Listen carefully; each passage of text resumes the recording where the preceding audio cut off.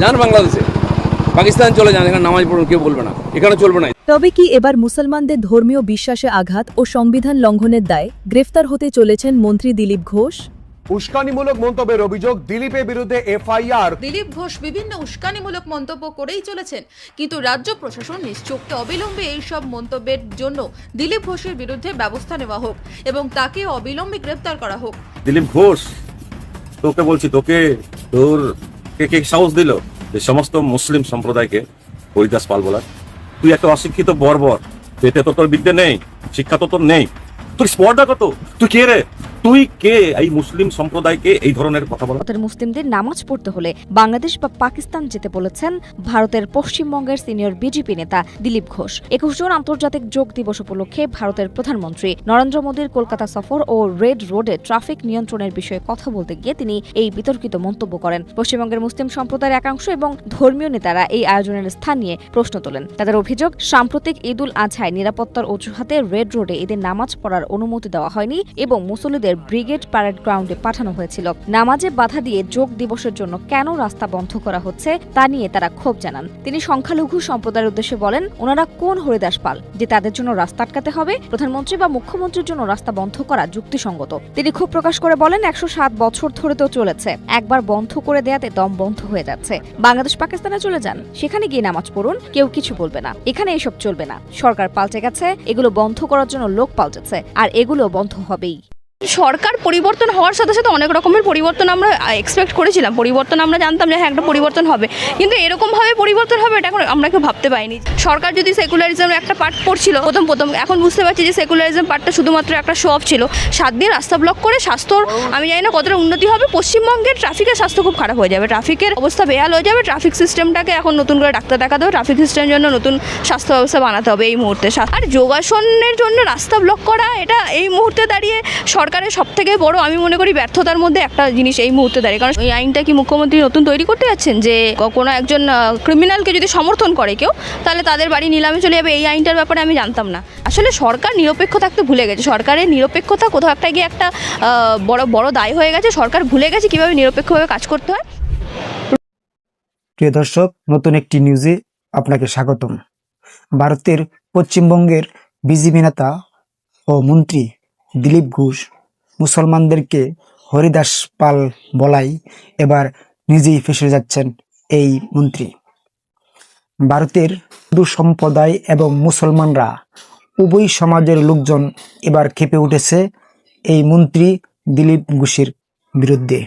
প্রিয় দর্শক, হিন্দু সম্প্রদায় এবং মুসলমানরা কি বলছে এই দিলীপ ঘোষকে জানাবো আজকের এই ভিডিওতে।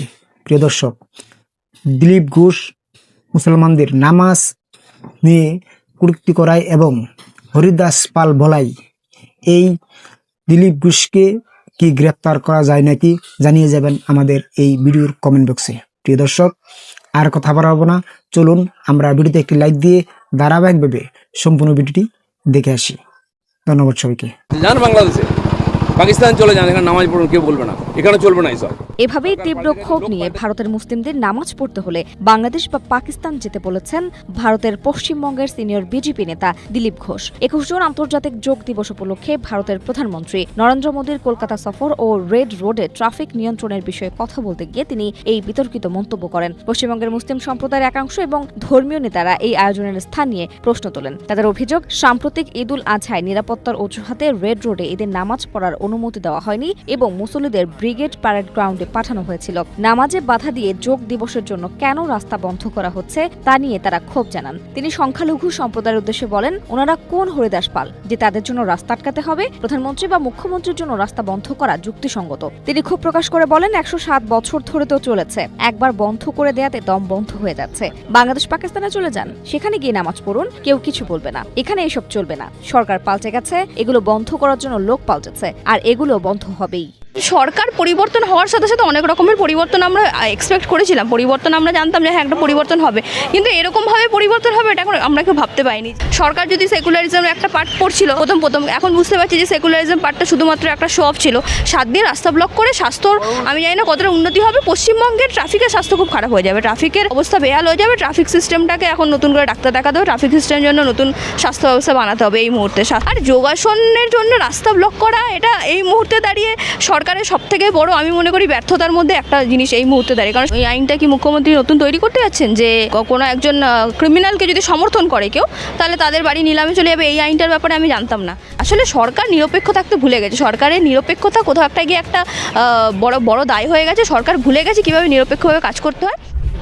রেড রোডে যখন নামাজ পড়ার কথা ছিল মাত্র 2 ঘন্টার জন্য, তখন রাজ্য সরকারের নানা সমস্যা ছিল এবং এবারে দেখতে পাচ্ছি যে যোগা দিবসের জন্য 7 দিন ধরে রেড রোড বন্ধ। কীভাবে দেখছেন?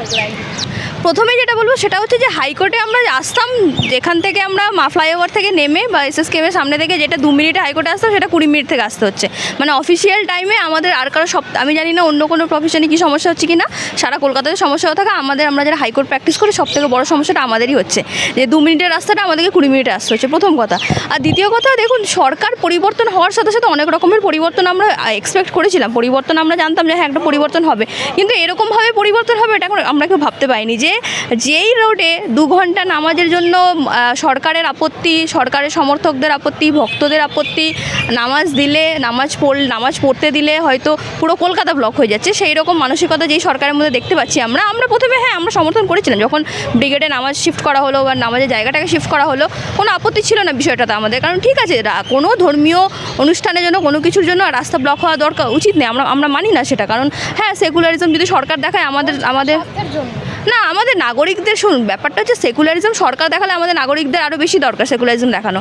সরকার যদি সেকুলারিজমের একটা পার্ট পড়ছিল প্রথম, এখন বুঝতে পারছি যে সেকুলারিজম পার্টটা শুধুমাত্র একটা শো অফ ছিল এই মুহূর্তে দাঁড়িয়ে। কারণ শুধুমাত্র নামাজে আপত্তি হতে পারে যখন এখানে যোগাসন স্বাস্থ্যের জন্য ব্যাপারটা খুব হাস্যজনক, পশ্চিমবঙ্গবাসীদের কাছে ব্যাপারটা খুব হাস্যজনক। 7 দিন রাস্তা ব্লক করে স্বাস্থ্যর আমি জানি না কতটা উন্নতি হবে। পশ্চিমবঙ্গের ট্রাফিকের স্বাস্থ্য খুব খারাপ হয়ে যাবে, ট্রাফিকের অবস্থা বেহাল হয়ে যাবে। ট্রাফিক সিস্টেমটাকে এখন নতুন করে ডাক্তার দেখাতে হবে, ট্রাফিক সিস্টেমের জন্য নতুন স্বাস্থ্য ব্যবস্থা বানাতে হবে এই মুহূর্তে স্বাস্থ্যের উন্নতির জন্য। আর যোগাসনের জন্য রাস্তা ব্লক করা এটা এই মুহূর্তে দাঁড়িয়ে সরকারের সবথেকে বড় আমি মনে করি ব্যর্থতার মধ্যে একটা জিনিস এই মুহূর্তে দাঁড়িয়ে। কারণ সরকার অনেক জিনিসে ব্যর্থ হচ্ছে, গরিব মানুষদের পেটে লাথি মারছে, গরিব মানুষদেরকে সুরক্ষা দিতে ব্যর্থ হচ্ছে, গরিব মানুষের রাস্তায় বসে কাঁদছে, সেখানে গিয়ে রাস্তা ব্লক করে 7 দিনের জন্য যোগাসন কোনোভাবে মেনে নেওয়া যায় না এই মুহূর্তে।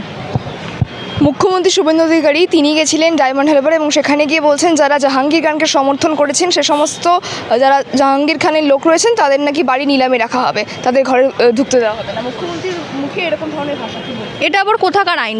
কবে এই আইনটা আসলো? এই আইনটা কি মুখ্যমন্ত্রী নতুন তৈরি করতে যাচ্ছেন যে কোনো একজন ক্রিমিনালকে যদি সমর্থন করে কেউ তাহলে তাদের বাড়ি নিলামে চলে যাবে? এই আইনটার ব্যাপারে আমি জানতাম না। হ্যাঁ, যে ক্রিমিনাল তাকে শাস্তি দাও, তার ক্রাইম প্রুফ হোক, তার গিল্ট প্রুফ হোক, তার যা প্রুফ হোক, আইন আছে, আদালত আছে, তাকে শাস্তি দাও।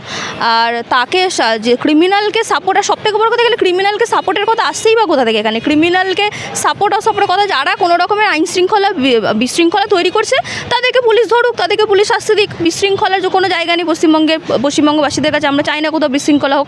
হ্যাঁ, জাহাঙ্গীরের যদি কোনো অপরাধ থাকে সেই অপরাধ প্রমাণ হলে সেই অপরাধের শাস্তি হোক। তাই বলে একটা মানুষকে সরকার যেটা করছে বা পুলিশ যেটা করছে সেটাও তো কোনোভাবে মেনে নেওয়া যায় না, যে একটা মানুষ যে অপরাধ করেছে, যে শাস্তি যার প্রাপ্য, তাকে কোমরে দড়ি বেঁধে হাফ প্যান্ট পরিয়ে খালি পায়ে রাস্তায় ঘোরাচ্ছে, এটাও তো কোনো দিক থেকে প্রাপ্য না। আসলে সরকার নিরপেক্ষ থাকতে ভুলে গেছে, সরকারের নিরপেক্ষতা কোথাও একটা গিয়ে একটা বড় দায় হয়ে গেছে। সরকার ভুলে গেছে কীভাবে নিরপেক্ষভাবে কাজ করতে হয়।